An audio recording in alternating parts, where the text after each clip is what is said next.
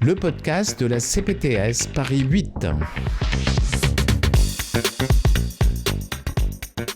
Guillaume Parpex, vous êtes chirurgien gynécologue à l'hôpital Cochin à Paris et je vous ai demandé de venir pour qu'on parle de l'endométriose ou plus exactement de la physiopathologie de l'endométriose. Vous pouvez nous en dire plus ?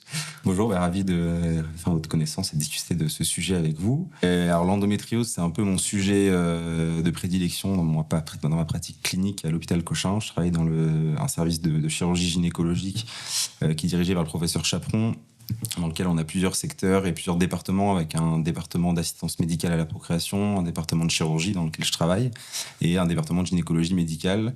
Et donc, avec ces trois départements, on arrive à prendre en charge différentes facettes de cette maladie. Et pour des raisons académiques, je suis en train de terminer une thèse sur le microbiote que je vais rendre tout prochainement. Et le sujet de cette thèse, c'est la contribution bactérienne à la physiopathologie de l'endométriose. Rappelez-nous ce qu'est le microbiote. Alors donc le microbiote, ça correspond, la vraie définition, c'est l'ensemble des micro-organismes qui vivent dans un environnement donné. Donc ça nécessite déjà une définition de lieu, enfin de zone au niveau anatomique. Donc ça peut être le tube digestif, ça peut être le microbiote au niveau du vagin. Alors il y a plein de microbiotes maintenant qui sont décrits. Et donc voilà, ensuite on va pouvoir définir un petit peu le microbiote en fonction de différents paramètres. Alors ça dépend un peu aussi de quel microbiote on parle exactement, mais ce qui a vraiment fait que depuis à peu près une quinzaine d'années, on parle énormément du microbiote, c'est qu'on a des nouvelles techniques d'analyse qui sont basées sur du séquençage au débit, où on peut séquencer beaucoup de gènes dans différents prélèvements. Et ça nous a permis de détecter un nombre immense de bactéries qui étaient des bactéries qu'on ne pouvait pas mettre en évidence auparavant. Et donc, quand on a commencé à maîtriser ces techniques-là et qu'elles sont devenues accessibles à différents chercheurs, on s'est intéressé à plein de zones différentes. Maintenant, il y a un microbiote sur la peau qui est décrit, il y a un microbiote intestinal, bien sûr, ça c'est le plus commun, celui qui est le plus décrit, effectivement. Et dans la sphère génitale aussi. Dans la sphère génitale, on a le microbiote vaginal, qui était connu depuis assez longtemps. C'est un microbiote qui est très particulier, très différent des autres, qui est composé principalement de lactobacilles. On entend beaucoup parler, parce qu'il y a beaucoup de probiotiques notamment qui sont vendus comme ça. Donc voilà, sa définition principale, sa caractéristique principale, c'est ça, c'est sa domination de lactobacilles dans la composition bactérienne. Et ces lactobacilles, on sait qu'ils sont vraiment les garants de la bonne santé féminine au niveau gynécologique et surtout au niveau du vagin, en maintenant une muqueuse vaginale complètement intègre. Et puis on s'est aperçu au fur et à mesure que finalement, il n'y avait pas que le vagin dans lequel il y avait des bactéries, mais il y avait probablement des bactéries aussi dans le col utérin. Alors, le col utérin, ça fait partie de l'utérus. Et c'est ce qui sépare la cavité utérine du vagin. Et on est en train de mettre en évidence aussi des bactéries dans la cavité de l'utérus. Et ça, c'est vraiment quelque chose de très nouveau, ça a quelques années. Et donc, évidemment, à partir du moment où il y a des bactéries dans la cavité utérine, il y a un champ d'exploration et de pathologie qu'on peut étudier. Et dans les trompes, probablement aussi, ouais. Alors après, c'est pas du tout la même quantité de bactéries. Hein. Par exemple, au niveau du tube digestif, on estime qu'il y a quasiment 2 kilos de bactéries. Au niveau du vagin, il va y en avoir environ 10 000 fois moins. Et au niveau de l'utérus, ce sera encore beaucoup moins. Donc c'est des microbiotes qui sont beaucoup plus difficiles à étudier parce qu'il y a beaucoup moins de bactéries. Le microbiote digestif, lui, on commence à vraiment bien le connaître. Et il est particulièrement intéressant parce qu'on sait qu'il y a dans ces 2 kilos de bactéries qui sont présentes sur tout le tractus, sur tous les segments digestifs, il y a environ 100 fois plus de gènes que ce qu'on a nous-mêmes dans le corps humain. Alors justement, c'est quoi les relations de ce microbiote avec nous, avec notre corps ? Et bien en fait, ce microbiote, il va tapisser les muqueuses. Donc les muqueuses, c'est cette couche de cellules qui va séparer ce qui est interne au corps humain de ce qui se passe dans le tube digestif. Donc dans la lumière du tube digestif, on a cette couche qui s'appelle la muqueuse. Et cette muqueuse, elle interagit très fortement avec les bactéries qui sont à la surface. Et pas que de façon péjorative. Hein. Il y a des bactéries qui sont très bénéfiques pour le corps humain. Et donc ces bactéries vont par exemple permettre à la muqueuse de se renforcer, d'entraîner son système immunitaire. Et donc ça va permettre, on pense, hein, c'est pas encore des choses qui sont extrêmement bien prouvées, mais que ça va permettre par exemple de se protéger contre certaines pathologies, de pouvoir mieux répondre à une agression d'autres bactéries qui cette fois-ci ne sont pas des bactéries sympathiques. Et donc il y a tout un entraînement immunitaire par ce microbiote digestif qui est extrêmement important.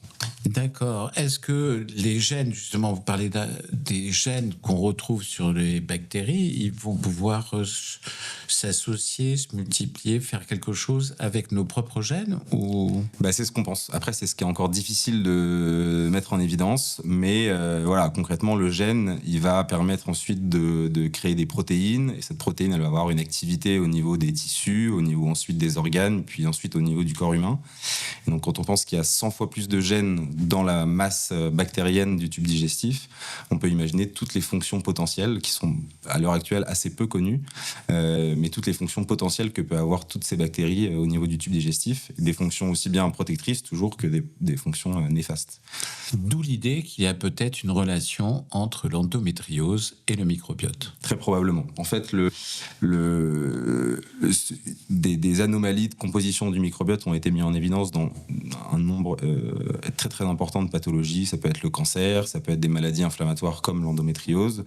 Donc ça, c'est quelque chose d'assez bien démontré. Ce qui est toujours très très difficile de mettre en évidence, c'est de savoir si c'est le microbiote qui a permis à la maladie de s'installer ou est-ce que c'est plutôt l'inverse. Ça, c'est encore des grandes questions auxquelles on a du mal à répondre. Ce qui est sûr, c'est qu'il voilà, y a une dérégulation de ce microbiote en présence de ces maladies. Et dans l'endométriose, c'est particulièrement parlant.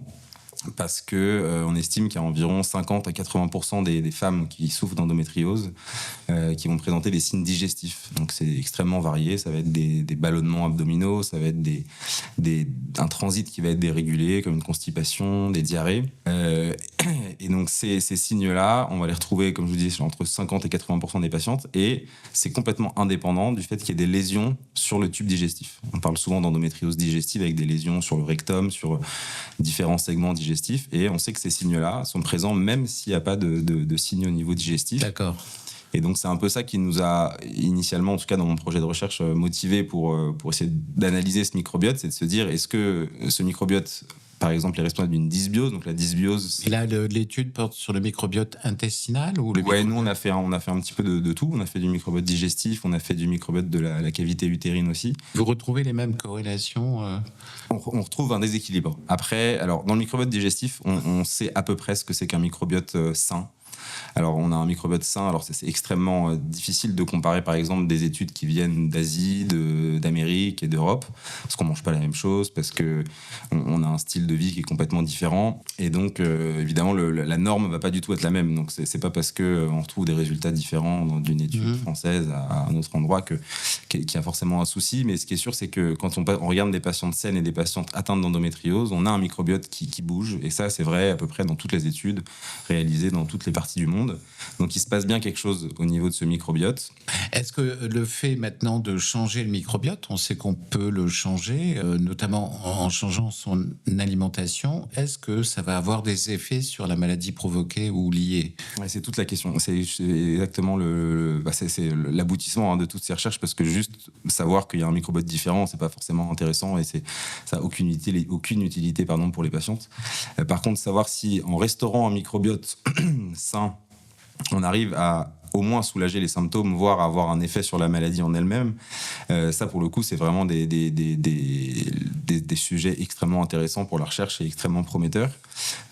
Pour l'instant, chez l'humain, il y a différentes choses qui ont été tentées pour essayer de moduler ce microbiote, parce qu'il y a différentes façons de moduler un microbiote.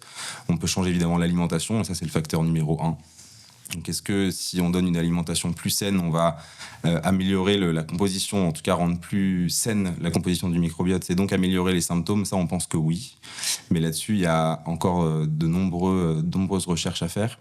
Et par exemple, à l'heure actuelle, il n'y a aucun régime qui a permis de montrer une amélioration des symptômes de façon claire, et ça sans risque derrière de carence ou de choses comme ça. Donc à l'heure actuelle, tout ce qui est régime, par exemple sans gluten, par exemple des régimes anti-inflammatoires qu'on peut trouver sur différentes sources, notamment sur Internet, ne sont pas des régimes recommandés, parce que c'est des régimes qui sont pourvoyeurs derrière de carences nutritionnelles importantes. Et même si on peut avoir l'impression que ça va soulager initialement quelques symptômes, derrière, ça peut avoir en fait des effets bien plus. Il faut combien de temps pour modifier un microbiote ? Ça, c'est difficile à dire. Ça dépend probablement des régulations initiales. On a l'impression que c'est à peu près de l'ordre du mois qu'on peut obtenir un microbiote, qu'on peut modifier un microbiote. Après, est-ce qu'on peut le rendre sain et durable juste en un mois, puis après reprendre ses habitudes d'avant? Ça, probablement pas. C'est probablement quelque chose qu'il faut... J'ai entendu dire que le microbiote avait un rôle extrêmement important dès la naissance, parce qu'au passage dans la cavité vaginale, le bébé va déjà recevoir un paquet de bactéries qui vont faire de lui un homme différent si ces bactéries, en gros, sont différentes. Est-ce qu'on peut penser qu'il peut y avoir une hypothèse étiologique à l'endométriose à cause de ce microbiote, ou simplement même terrain, où il y a une hypothèse qui dit peut-être que... Alors, je pense que dire que le microbiote est responsable de l'installation de l'endométriose, je pense que je suis pas certain que ce soit quelque chose qu'on puisse dire et qu'on pourra un jour dire. La théorie la plus validée dans l'installation des lésions, c'est le fait que des fragments d'endomètre au moment des règles vont régurgiter par les trompes et arriver dans la cavité pelvienne. Alors, il y a d'autres théories qui sont vraiment beaucoup plus en marge de celle-ci. Celle-ci, c'est la plus validée. Et donc, le microbiote, dans le fait d'avoir des fragments d'endomètre qui régurgitent par les trompes au moment des règles, a probablement aucun rapport avec tout ça. Par contre, est-ce que le microbiote peut favoriser l'implantation derrière de ces petits fragments dans un climat, par exemple, d'immunité qui est moins bonne, et donc favoriser comme ça l'installation des lésions? Ça peut-être, ça n'a jamais été mis en évidence à l'heure actuelle, mais peut-être que ça peut participer, parce que comme vous disiez, l'immunité même du nouveau-né va être modulée par exemple la voie d'accouchement. Les bébés, les nouveau-nés qui naissent par césarienne vont pas avoir le même microbiote que ceux qui vont naître par voie basse. Et donc peut-être qu'effectivement cette maturité du système immunitaire chez certaines patientes va pouvoir favoriser ou défavoriser l'installation des lésions d'endométriose. Ça, c'est encore très hypothétique, très honnêtement, on n'a pas beaucoup d'infos là-dessus. En revanche, une des pistes qui est probablement très intéressante à ce sujet-là, c'est le microbiote qui est dans la cavité de l'utérus. Parce que celui-ci va être au contact directement des fragments qui vont ensuite se retrouver dans la cavité péritonéale. Et est-ce qu'un contact prolongé avec certaines bactéries dans un environnement bactérien donné peut favoriser ou peut entraîner par exemple ces fragments à mieux s'accrocher dans la cavité péritonéale et à entraîner l'endométriose? Ça peut être. Et c'est une des pistes qu'on explore nous dans notre unité de l'INSERM, là où je travaille. Est-ce qu'on peut analyser facilement le microbiote ? Alors oui, maintenant c'est justement ça qui a rendu toutes ces études, toute cette littérature maintenant sur ce microbiote. Les nouvelles techniques de séquençage au débit sont accessibles maintenant avec un prix qui peut aller entre 25 et 100 euros par prélèvement. Donc ça peut par exemple sembler être un prix assez important, mais finalement c'est accessible à notamment de nombreuses équipes de recherche. Alors à l'heure actuelle, par exemple, au niveau médecine personnalisée, est-ce qu'on peut envoyer un prélèvement de microbiote à un laboratoire privé qui va nous dire si on a un bon microbiote ou un mauvais microbiote? C'est des solutions qui sont proposées par certaines compagnies et sociétés.